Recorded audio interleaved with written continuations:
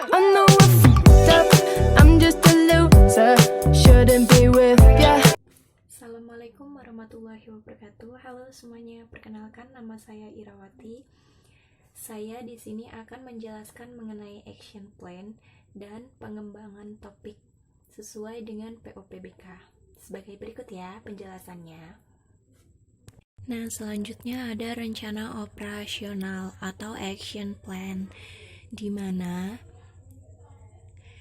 rencana operasional atau action plan ini diperuntukkan untuk membantu guru bimbingan dan konseling atau konselor mencapai tujuan bimbingan dan konseling selama 1 tahun atau 1 periode semester pemberian layanan bimbingan dan konseling tersebut.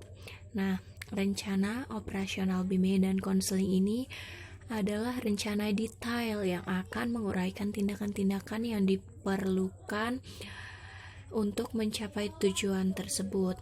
Nah, rencana operasional ini didapat atas dikembangkannya analisis hasil studi kebutuhan peserta didik ya.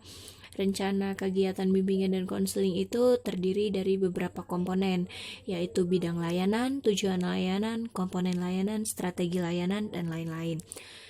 Selanjutnya ada pengembangan tema atau topik layanan bimbingan dan konseling yang merupakan rincian lanjutan dari identifikasi deskripsi kebutuhan peserta didik. Tadi di awal rencana operasional itu didasarkan atas analis kebutuhan peserta didik ya. Kalau di sini itu tindakan lebih lanjutnya gitu untuk mencari subtopik yang tepat dalam memberikan materi layanan bimbingan dan konseling yang meliputi 4 bidang layanan bimbingan dan konseling yang diberikan secara proporsional meliputi bidang pribadinya, sosial, belajar, hingga karirnya. Nah, materinya ini itu juga dapat materi layanannya ini mampu dilakukan secara diseleksi, dipetakan, dan ditetapkan atas dasar SKKPD, terus masalah atau asesmen masalahnya, kelompok masalah, item masalah, kayak gitu ya. Terus bidang layanan bimbingan dan konselingnya, baik bidang layanannya, tujuan layanan, setiap kelompok bidang layanan, ruang lingkup layanan, dan tindakan dari tiap-tiap tingkatan kelas. Assalamualaikum warahmatullahi wabarakatuh. Nama saya Anissa Fujianti. Di sini saya akan menjelaskan contoh dari program action plan. Nah, di sini ada contoh dari program rencana operasional guru BK selama 1 tahun atau action plan yang dapat dilakukan.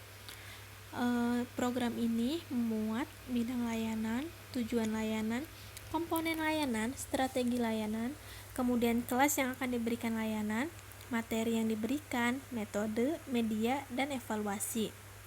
Di sini ada contoh bidang layanan pribadi. Tujuannya agar peserta didik mampu mengidentifikasi emosi sendiri dan cara mengekspresikannya secara wajar. Jadi, jika peserta didik tersebut masuk ke dalam tugas perkembangan remaja, maka sewajarnya mereka tidak kekanak-kanakan atau impulsif dalam mengekspresikan emosinya tersebut. Dan komponen layanan termasuk ke dalam layanan dasar. Strategi layanan yang dapat diberikan yaitu bimbingan kelompok di sini pada kelas 10. Jadi, guru BK membentuk kelompok di dalam kelas tersebut yang berjumlah 2-8 orang untuk anggotanya. Kemudian, materi yang dapat diberikan oleh guru BK yaitu pemahaman dan identifikasi emosi.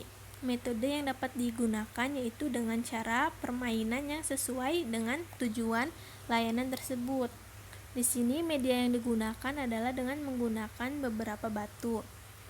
Dan untuk evaluasinya, siswa dapat mengidentifikasi emosi. Ini adalah evaluasi hasil atau akhir dari proses layanan yang diberikan tersebut, yaitu hasil akhir yang didapat oleh peserta didiknya.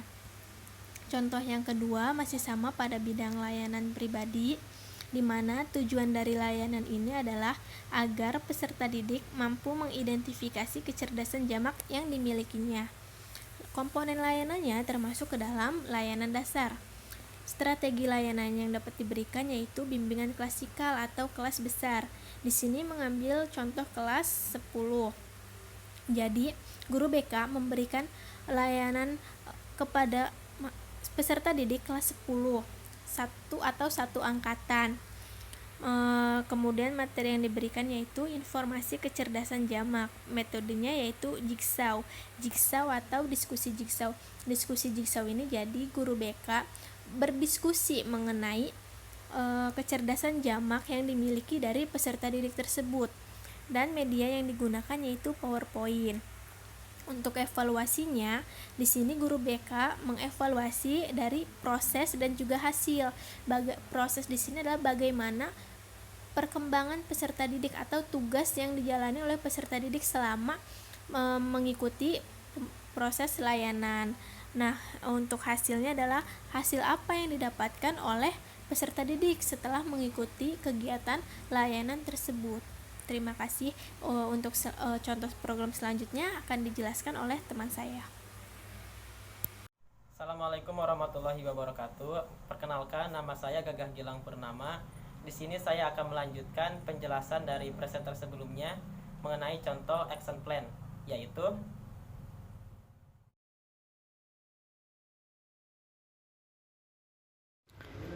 selanjutnya contoh action plan bidang layanan sosial. Tujuan layanannya adalah peserta didik memiliki sikap-sikap sosial dalam berinteraksi sosial. Lalu untuk komponen layanannya adalah layanan responsif. Lalu untuk strategi layanannya adalah konseling kelompok.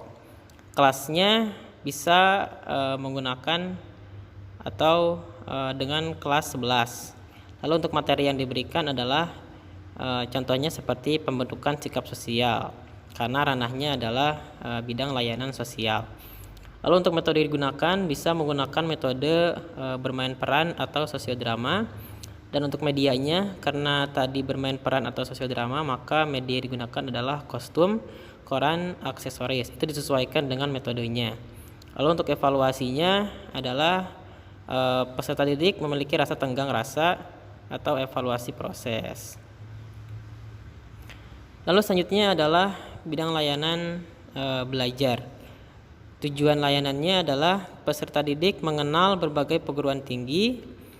Lalu untuk komponen layanannya adalah layanan peminatan dan perencanaan individual.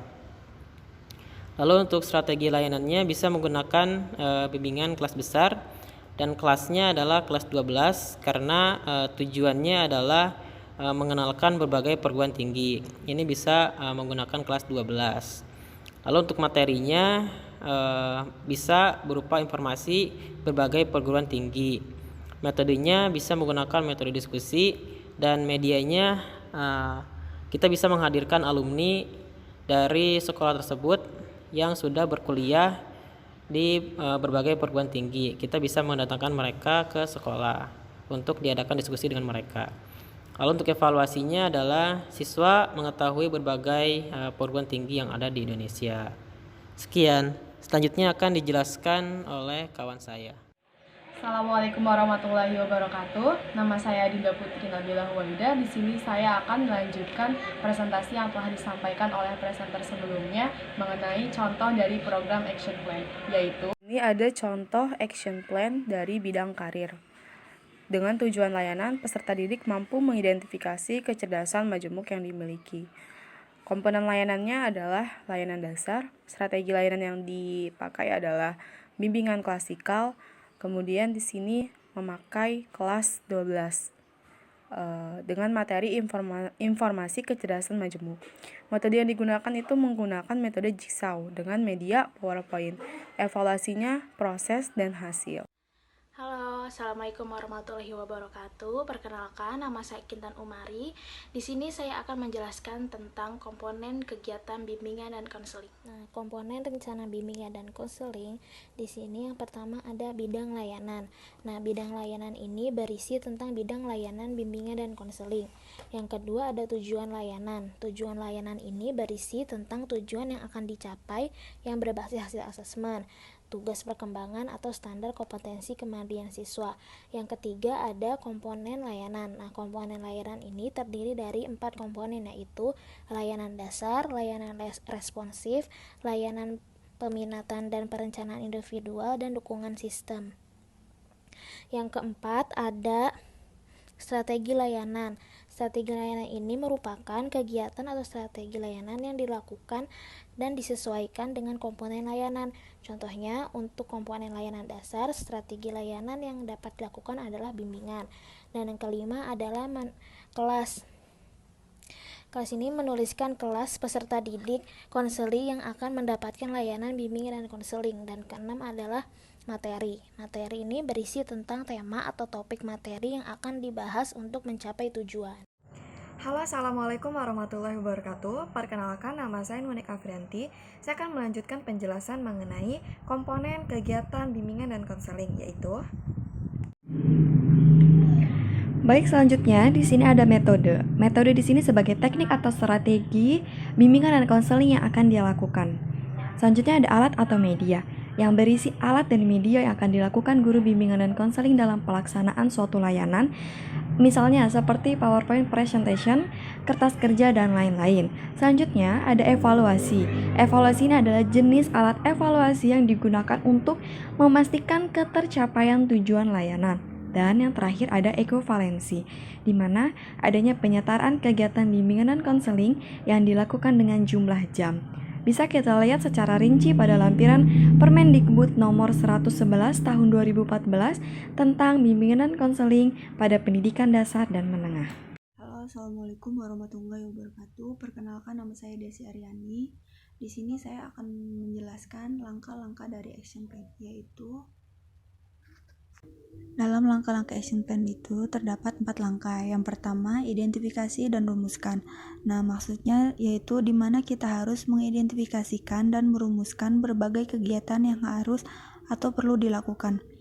Nah, kegiatan ini diturunkan dari perilaku atau tugas perkembangan yang harus dikuasai siswa tersebut. Yang kedua ialah pertimbangkan porsi waktu. Nah, maksudnya itu di mana kita harus mempertimbangkan waktu yang diperlukan untuk melaksanakan setiap kegiatan tersebut.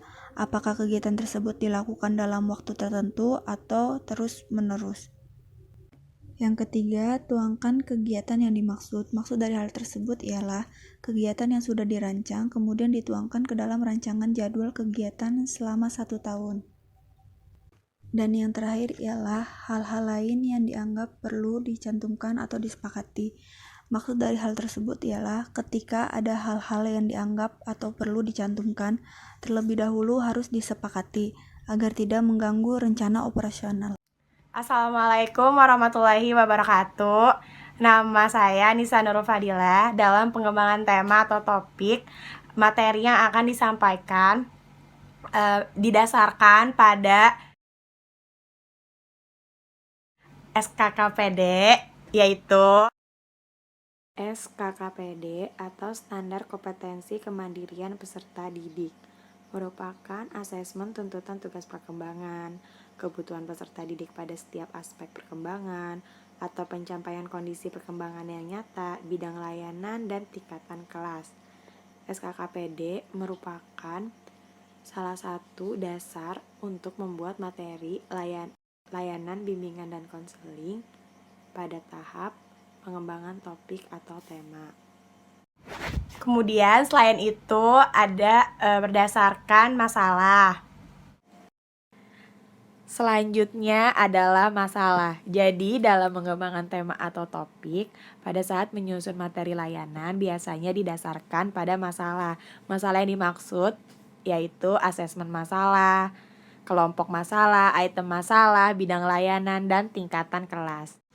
Dan yang terakhir itu materi didasarkan pada bidang layanan bimbingan dan konseling. Kemudian yang terakhir adalah bidang layanan bimbingan dan konseling.